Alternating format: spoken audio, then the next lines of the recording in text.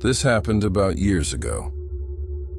I was living in a different city in one of those older 3-story apartment buildings, the kind with beige carpets in the hallways and a faint permanent smell of old cooking. I was in apartment B. I was working a dead-end data entry job, and I didn't really have any family to speak of. So when Thanksgiving rolled around, my plan was simple: order a pizza, watch football, and pretend it was just a regular Thursday. I thought it would be the dullest day of my life. I couldn't have been more wrong. The week before, I ran into Mrs. Petrov in the mailroom. She was in B, right above me. She was a sweet old lady, probably in her late 60s, always wore a knitted shawl, and seemed to be cooking cabbage. She smiled at me, her eyes crinkling. "Young man," she said, her voice a little shaky, "you are all alone here." "Yes, no family in the city," I admitted. I wasn't going anywhere. "Nonsense," she'd said, patting my arm. "You come up to B Thanksgiving. I make a small turkey. It's not good to be alone on a holiday." Honestly, I didn't really want to go. It felt awkward, but I also felt guilty saying no, so I agreed. "Mrs. Petrov, I'll bring some soda." Fast forward to Thanksgiving Day. It was cold and gray. I spent most of the day in my boxers watching TV. Around, I showered, put on a decent sweater and jeans, and grabbed a $1 bottle of red soda I'd bought. At PM on the dot, I walked up the stairs to the 3rd floor. The hallway up there was quiet, too quiet. I went to B and knocked. "Mrs. Petrov, it's Mark from downstairs." No answer. I knocked again, a little harder. "Hello?" Still nothing. I leaned in, and that's when I noticed the door was cracked open just a tiny bit. "Mrs. Petrov," I called out, pushing the door open slowly. "Are you okay?" I stepped inside. A strange, tense stillness hit me instantly, like the air itself was holding its breath. The first thing I noticed was the smell. It wasn't cabbage. It was rich and inviting, like roasted turkey and herbs, but beneath it there was something sharp and chemical, almost like bleach. The apartment was dark except for the dining room.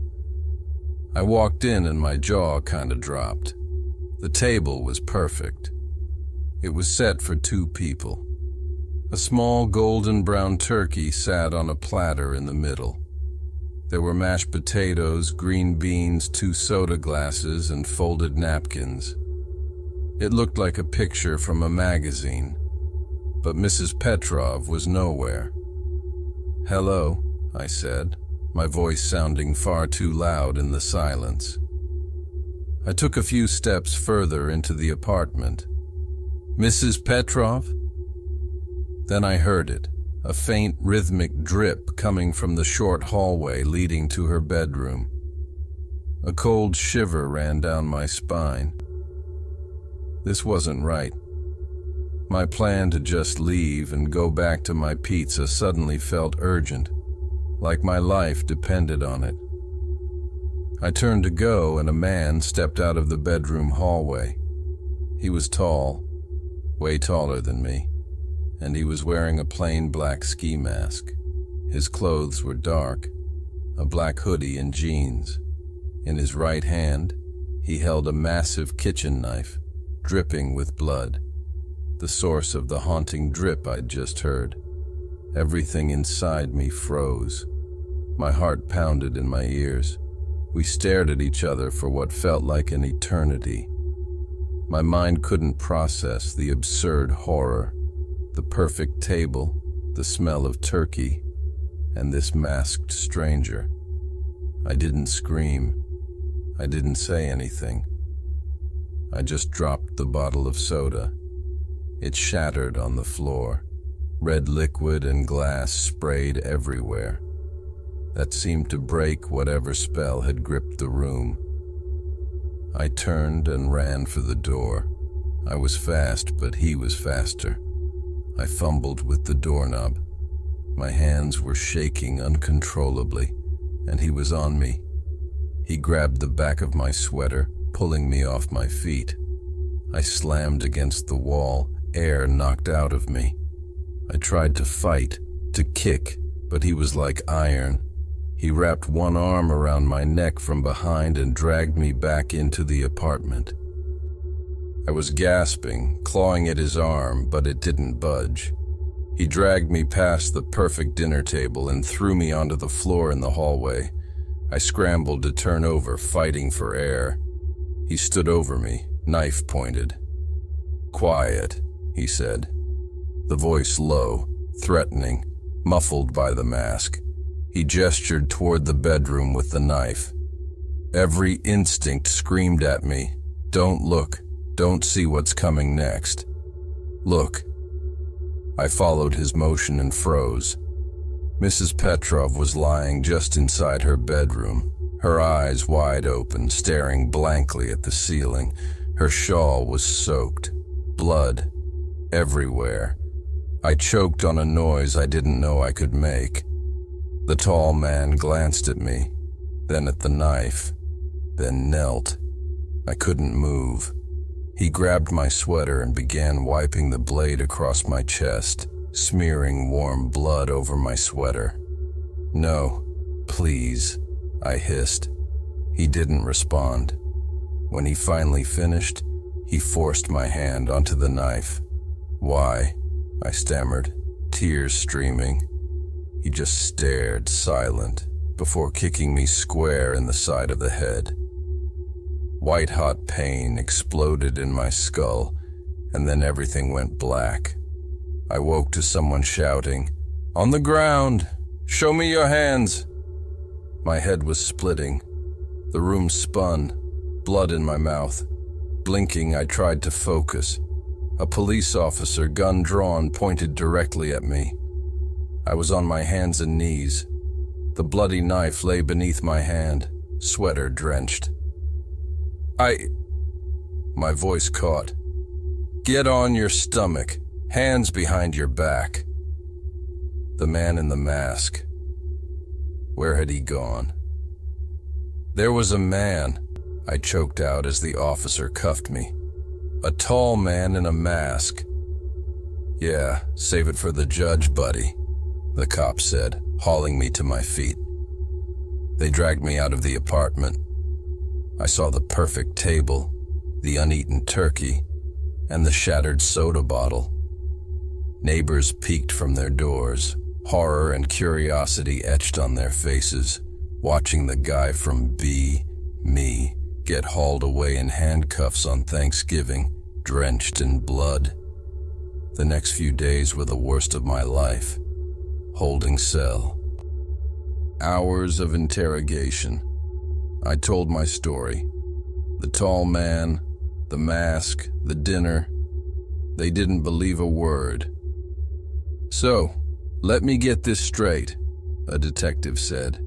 "This tall man killed her, set a lovely dinner, invited you, and then framed you, all in minutes?" It sounded insane. I sounded insane. The DA charged me with first-degree murder. Evidence everywhere. Fingerprints, blood-soaked sweater, hand on the knife. Prison for life felt inevitable. I sat, numb. Then days later, the detective came back, tired, angry. "Well, it's your lucky day." For a moment, I didn't believe him. The tall man was real. Mrs. Petrov's nephew came demanding money for his drug debts. Argument. He snapped. He killed her. Then panicked. He hid when I knocked. He let me walk into the apartment, see the table, then attacked me, wiped the knife on me, knocked me out, and left the weapon in my hand. He even reported a man screaming over the phone later. He set me up perfectly. Only reason they caught him, he used her credit card at a liquor store. The old lobby camera confirmed his movements. They released me. I never returned to apartment B. I moved. Heard he's in prison for life, but it doesn't matter. Every time I close my eyes, I see the perfect Thanksgiving table, the blood, and the mask. This is a true story. It happened to my family. And even though it was years ago, Thanksgiving has never been the same. I'm telling it because you never know how fast things can go wrong, even in a house full of people. Grandma's house in Ohio was the center of chaos every Thanksgiving. She was one of 9 siblings, which meant our gatherings weren't just big, they were overwhelming. That year, I was home from my first semester of college. By noon, the house was packed to the brim. Cousins, aunts, uncles, new partners, friends of cousins. It was like a revolving door of people. And in the middle of all the noise, I noticed something that didn't belong. I went inside to grab a drink, and there he was, sitting in Grandma's old armchair by the fireplace, a man I didn't recognize. Mid-30s, dark coat, hands folded, a small, polite smile on his face. He wasn't interacting with anyone, just watching. I thought he was a cousin's boyfriend, blending in. But something about that smile didn't feel right. Over the next hour, I kept seeing him. He never moved, didn't get food or drink, didn't speak. People passed by, laughed, joked, and he just sat there, staring. My cousin Mark finally whispered, "Dude, who is that?" I shrugged. I thought he was with Kamal. "Nope," he said. "Kamal's boyfriend is in the kitchen, and I don't know who he's with." That's when the unease hit me. He didn't belong. By 4 p.m., Grandma tried to herd everyone to the table. Organizing 40-plus people was chaos, but my mom paused mid-count. She was staring at him, the man who hadn't moved an inch. Politely, she walked over. "Hi, we're about to eat. Are you joining us?" He just smiled. She pressed on. "I'm sorry. Who are you here with?" The room went silent, and that's when everyone realized nobody knew him. Dad stepped forward, voice firm. "Okay, who is this? Who invited this guy?" Silence. Nobody had a clue. And then the fear hit. He had been in our house for hours, and we hadn't noticed. "I think you need to leave," Dad said. The man looked at him, then at my uncles. Slowly, his smile faded. He stood, silent, empty. Something about him screamed danger. Without a word, he walked to the front door and disappeared. "Check the doors. Lock everything," Dad ordered. And then it happened. Aunt Jen screamed, raw, piercing, terrifying. "Where's Eddie? Has anyone seen Eddie?" Eddie, her 5-year-old son. The house erupted into chaos. People ran everywhere, searching. I ran outside. The street was empty. Eddie was gone. The police arrived fast. Thanksgiving was over. The turkey sat untouched. Officers asked questions. What did he look like? What was he wearing? But no one had a clear answer. Just a man. Brown hair, dark coat, a smile. Ordinary, forgettable. And that was what made it so terrifying. Weeks passed in a nightmare. Aunt Jen and Uncle Rick became shadows. Posters went up. Police had no leads. The man had vanished, but so had Eddie. We carried a guilt we couldn't shake. He had been in our house, and we hadn't noticed. Then, a month later, mid-December, the call came. A state trooper in Pennsylvania had pulled over a speeding car. The driver was nervous. A faint noise came from the trunk. Eddie, alive. And the man, the smiling man, was behind it all. The police report still makes my stomach turn. Why did he take Eddie? Not for ransom, not revenge. He was a human trafficker. He had walked into our house, seen the chaos, and realized it was the perfect opportunity. Eddie, thankfully too young to understand, told police what happened. The man had tried to sell him, driving from place to place for a month. He was finally caught because he got impatient. Eddie is safe now, but we aren't the same. We don't have big Thanksgivings anymore, and I'll never assume a stranger in a crowd belongs there. Because sometimes danger hides behind the most ordinary smile.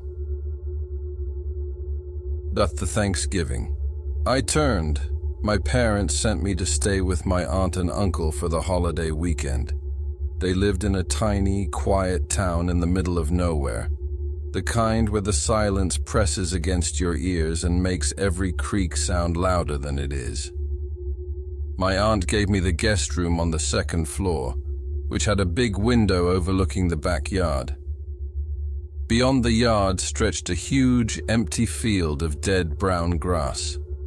And way across the field, probably hundreds of yards away, stood a white farmhouse. It looked ordinary at first, but that night, something caught my eye that would haunt me forever. It was after midnight, and the house was silent. I couldn't sleep, so I went to the window to stare into the moonlit field. That's when I saw it, lights flickering in the farmhouse. Candlelight, warm and soft, coming from a big first-floor window. Inside, I could just make out a long table set with plates, glasses, and food. And moving around the table, silhouettes. A man, a woman, and a small child. They looked like a family having dinner. My skin crawled. But why were they eating at this hour? I watched, frozen, as the figures moved. They passed food, sat down, leaned close to one another, laughing or talking. I couldn't tell. It was too far, too dark, but everything looked normal. Too normal. I closed the curtains and tried to shake it off, but sleep didn't come. And when I finally did drift off, I had the feeling I was being watched, though I couldn't see by whom. The next morning, Thanksgiving smells drew me downstairs to the kitchen. "So who lives in that house across the field?"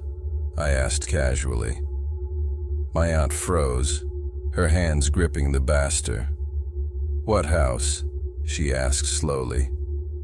"The white one," I said, pointing. "I saw them last night. A family, a full Thanksgiving dinner, candles, everything." Her face went pale. "David, no one lives there," she whispered. I laughed at first, thinking it was a joke, until I saw the fear in her eyes. "That's the old Harrison place," she said quietly. "It burned down years ago. Tonight is the anniversary." My blood ran cold. "Anniversary? What do you mean?" She swallowed hard. "A fire. Thanksgiving night. Mr. and Mrs. Harrison and their little girl. They all died in the dining room, just as they were about to eat." I opened my mouth, but no words came. Could I really have seen something? Or was it some strange illusion? She grabbed her keys. "I'll show you," she said. We drove the long way around the field and pulled up to a dirt driveway overgrown with weeds. The house was a ruin. Windows shattered, roof collapsed, blackened, scorched walls. "That's where you saw the table," she said softly. I stared at the charred remains, stomach twisting. But then I noticed something moving inside the darkness. Or was it my imagination? We walked around to the big window I had been watching. The glass was gone. Inside, the room was coated in soot. The ceiling collapsed, and in the middle, a melted lump where the dining table had been, surrounded by twisted chair frames. I wanted to scream, but no sound came. Had something been replaying that night? A memory, a reflection, something I didn't understand. That afternoon, I sat at my aunt's Thanksgiving table, barely touching my food. My mind kept drifting across the field to the ruined house, to the ghostly dinner I had witnessed. That night I refused to sleep in the guest room. I moved to the couch on the far side of the house. I told myself it had to be a dream, a reflection, anything but the truth. But deep down, I knew. I knew what I saw. And one thing stayed with me. Whatever that place held, it wasn't finished echoing its past.